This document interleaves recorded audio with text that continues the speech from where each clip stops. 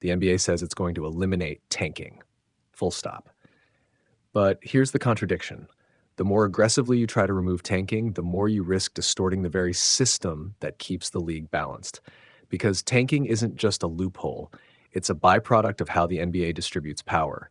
And these three new proposals, they don't just target losing, they redefine who gets access to the future. Context. At the latest Board of Governors meeting, Adam Silver made it clear this is no longer a minor issue. The league sees tanking as a structural threat.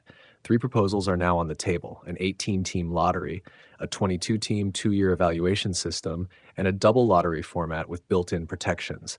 Each one is designed to blur the line between losing and competing, but in doing so they also blur something else: clarity of team direction. Core breakdown. The surface-level logics start with Proposal 1. 18 teams enter the lottery. The bottom 10 all have equal odds. The 8 play-in teams get smaller, descending chances. The message is simple. There's no reward for being the worst. Losing more doesn't help you.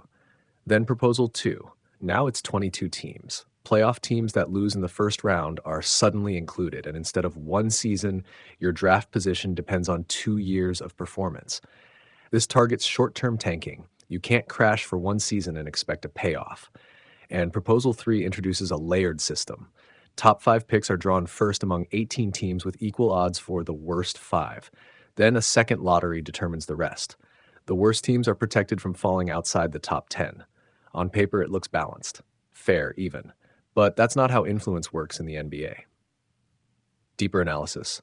Control versus Chaos. Proposal 1 shifts pressure upward. By including play-in teams, you're changing incentives for the middle tier.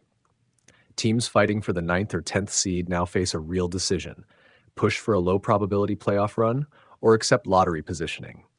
That tension doesn't eliminate tanking. It creates strategic hesitation. And hesitation is dangerous. It leads to unclear rotations, inconsistent roles, and diluted on-court identity. Now Proposal 2. This is where control starts slipping. A 2-year evaluation sounds logical, but in practice it rewards organizational stability over situational need. A well-run team that underperforms for 1 year due to injuries or variance still carries its previous success into the equation. That means they're never truly punished.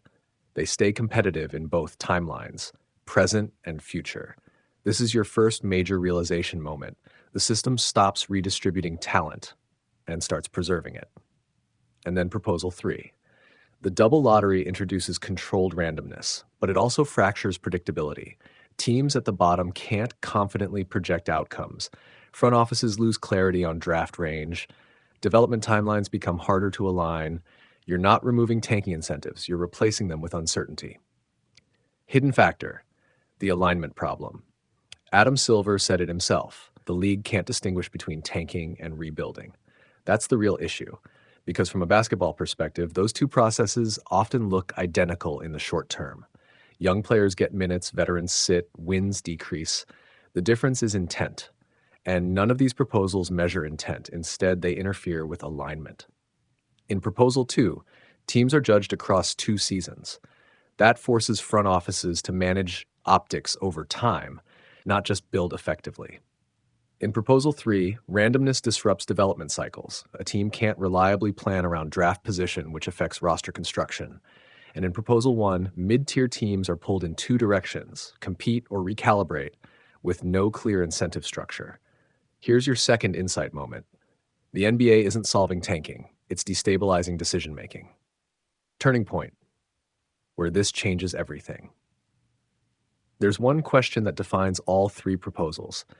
Should competitive teams ever have access to top-tier draft positioning? Proposal 2 says yes, and that's the tipping point. Because once playoff-level teams enter the lottery, even with low odds, you introduce asymmetry.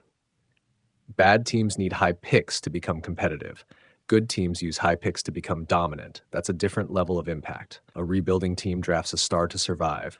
A playoff team drafts a star to extend control, and that creates a compounding effect across seasons. This is your third insight moment. Access matters more than odds, and Proposal 2 gives the wrong teams access. Big picture, the league's real dilemma.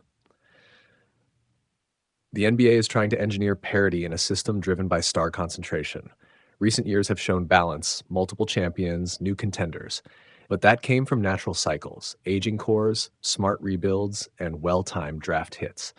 These proposals attempt to accelerate that process artificially. Proposal 1 respects the structure. It tweaks incentives without overcorrecting. Proposal 2 tries to eliminate tanking entirely, but risks locking in advantages for already competent teams. Proposal 3 experiments with fairness through randomness, but sacrifices clarity. And in a league where player roles, usage, and development timelines are everything, clarity isn't optional, it's foundational. Conclusion: the NBA wants to fix tanking, but tanking was never the root problem. Control is. Who controls possessions? Who controls roles? And ultimately, who controls access to elite talent? Proposal 1 limits abuse without breaking the system. Proposal 2 overreaches, opening the door for power consolidation. Proposal 3 complicates outcomes without solving intent. And when you step back, the answer becomes clear. You don't fix tanking by removing losing. You fix it by protecting the pathway for teams that lose with purpose and denying shortcuts to teams that don't need them. Because in the NBA, the future isn't just earned, it's allocated. And the moment that allocation becomes unbalanced, the entire league feels it. Adam Silver didn't hesitate. We're going to fix it. Full stop. That wasn't a suggestion. That was a warning. Because inside the NBA right now, there's a growing belief that tanking isn't just a problem, it's starting to control outcomes. And this week, behind closed doors at the Board of Governors meeting, the league made its move. 3 new anti-tanking systems. 3 different ways to reshape the draft. And at least one of them could change everything. Here's the situation. Tanking has always lived in the gray area. Teams call it a rebuild. The league calls it a competitive issue. But recently, that line has blurred completely.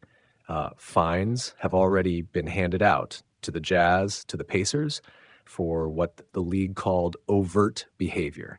And that's the pressure point, because if the NBA can't tell the difference between rebuilding and losing on purpose, then the system itself is broken. So now they're trying to rebuild the system. The first proposal is the cleanest, an 18-team lottery, bottom 10 teams plus the 8 play-in teams. The worst teams all get equal odds. The rest fall in line behind them. Simple, controlled, no playoff teams involved. But here's where it gets interesting. You're suddenly giving play-in teams trying to compete, a real shot at jumping up in the draft. That shifts incentives. Late season games stop being all-in pushes and start becoming calculated risks. Win and get bounced, or lose and get lucky. That's a different kind of pressure. Then comes Proposal 2, and this is where things escalate. A 22-team lottery, same 18 teams as before, but now you add the 4 teams that lose in the first round of the playoffs, and it doesn't stop there. Now it's a 2-year evaluation. Teams are ranked based on combined records across multiple seasons. This is the moment everything flips, because now a playoff team, maybe one hit by injuries, maybe one that just had a bad matchup, could fall into the lottery and land a franchise-changing pick. That's not just anti-tanking. That's rewriting competitive balance. You're opening the door for good teams to get even better. And once that door is open, you can't control who walks through it. Then there's Proposal 3, the most unpredictable of all, another 18-team pool. But this time, it's a double lottery. First draw.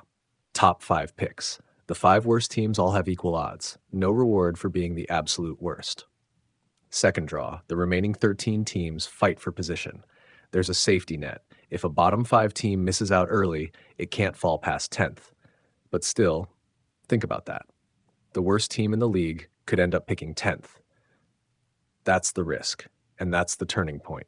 Because this isn't just about stopping teams from tanking anymore. It's about deciding whether being bad should still guarantee a way out. Silver even admitted it.